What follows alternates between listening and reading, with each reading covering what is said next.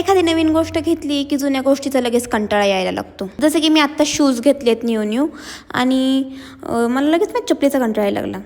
पण तुम्हाला माहिती आहे अशा काही लहानपणापासूनच्या आपण सांभाळायला गोष्टी असतात नाही का, काही पण असू शकतं. ते कोणासाठी प्रत्येकासाठी ती गोष्ट वेगवेगळी असू शकते की जी आपण नवीन आली तरी माझी स्पेशल गोष्ट, माझी लकी गोष्ट म्हणून आपण खूप आयुष्यभर सांभाळलेली असते. आणि अचानक घर साफ करताना कसं तरी काहीतरी करताना ते कुठून तरी आठवते किंवा सापडते आणि आपल्या सगळ्या मेमरीज त्या गोष्टीशी रिलेटेड जागे होतात. म्हणजेच ती गोष्ट किती स्पेशल असू शकते म्हणजे आपल्यालाच नाही जाणवत, पण ती ॲक्च्युली स्पेशल असते.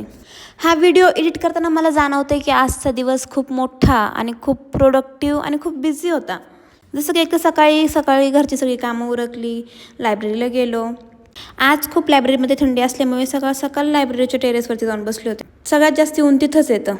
आणि त्यानंतर जेवण खाऊन करून दुपारी आम्ही इथे कोरेगावमध्ये एक सरकारी लायब्ररी आहे, तिथे बुक्स बघायला गेलो होतो.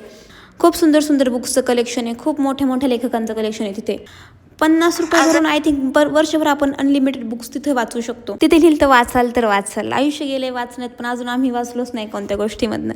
आणि आज पहिल्यांदा मला आयुष्यात पूर्ण रिकामी रिक्षा मिळाली होती वाघोलीपर्यंत. निवडणुका आला की हे पैसे चेक करण्याचं काम चालतंच आमच्या इकडे. तुम्ही म्हणता असाल तर तू डेअरीवरती काय करते, तर मी कॉन्टेंटच्या शोधामध्ये डेअरीवरती आली, जे की मला घरी संध्याकाळचं मिळत नाही.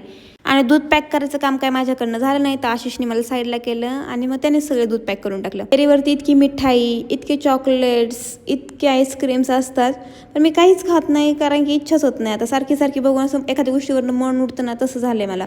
मग आमच्या दोघांसाठी पनीर राईस केला. मला ह्या सिंगल गॅसची खूप भीती वाटते. असं वाटतं कधी फुटतो की काय. आणि मी येते तर मदत करायला, पण मला असं वाटत नाही की माझी मदत त्याला होत असेल म्हणून. सगळी कामं उरकली यार एकदाची आणि घरी जायला निघालो फायनली. आणि घरी निघायच्या टायमिंगला ती क्युटी पाय स्पॉट झाली, जिने मला हार्ट दाखवलं आणि पटकन डान्स करून दाखवला. आजसाठी एवढंच. बाय. थांबा, माझे शूज आवडले का नाही सांगा आणि फॉलो करून जा. बाय.